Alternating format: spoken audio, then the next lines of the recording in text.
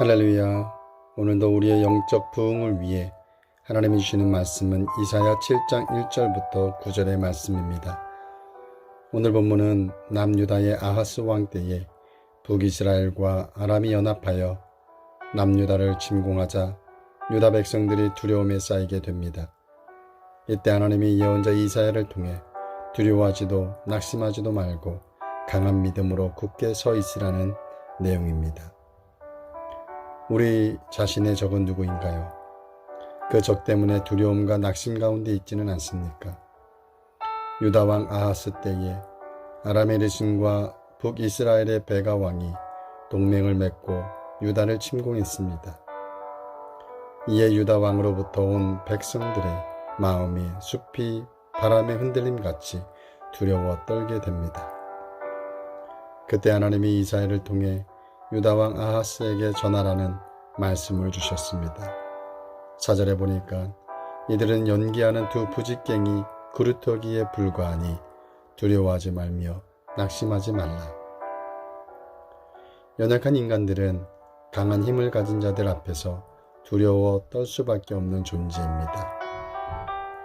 우리 자신의 힘으로 손을 쓸 수 없는 상황에 직면하면 낙심하며 자포자기하는 것이 연약한 우리의 모습입니다.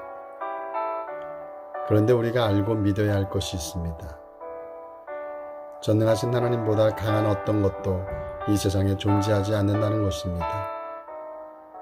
전능하신 하나님은 어떤 어려운 상황도 해결하지 못하는 분이 아니시라는 것입니다. 그러므로 하나님은 연합군으로부터 공격당하고 있는 자신의 선민 유다 백성들을 향해 7절에 그 일은 서지 못하며 이루지 못하리라고 말씀하신 것입니다.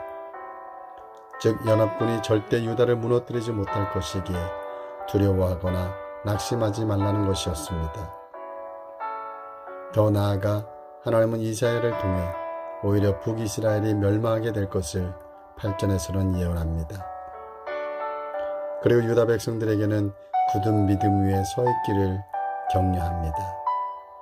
9절 하반절에 보니까 만일 너희가 굳게 믿지 아니하면 너희는 굳게 서지 못하리라. 하나님의 백성들이 유일하신 하나님만을 믿고 신뢰하고 의지하는 것을 하나님이 기뻐하기 때문입니다.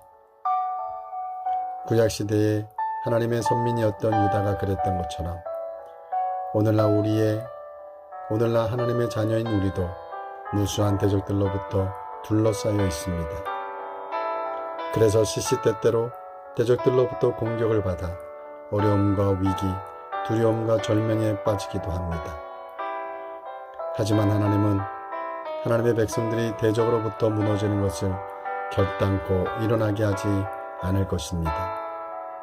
왜냐하면 전능하신 하나님은 자기 백성을 지키고 보호하는 분이기 때문입니다. 그러므로 하나님을 믿으십시오. 하나님을 의지하십시오. 하나님을 신뢰하십시오. 아무리 많은 대적과 무수한 공격이 닥치더라도 전능하신 하나님이 그것들을 대적하시며 하나님의 백성인 우리가 승리의 인생을 살아가도록 하실 것입니다. 그래서 오늘도 하나님은 당신을 사랑하시며 기대하십니다. 그래서 우리에게 꿈과 비전을 주셨습니다. 할렐루야.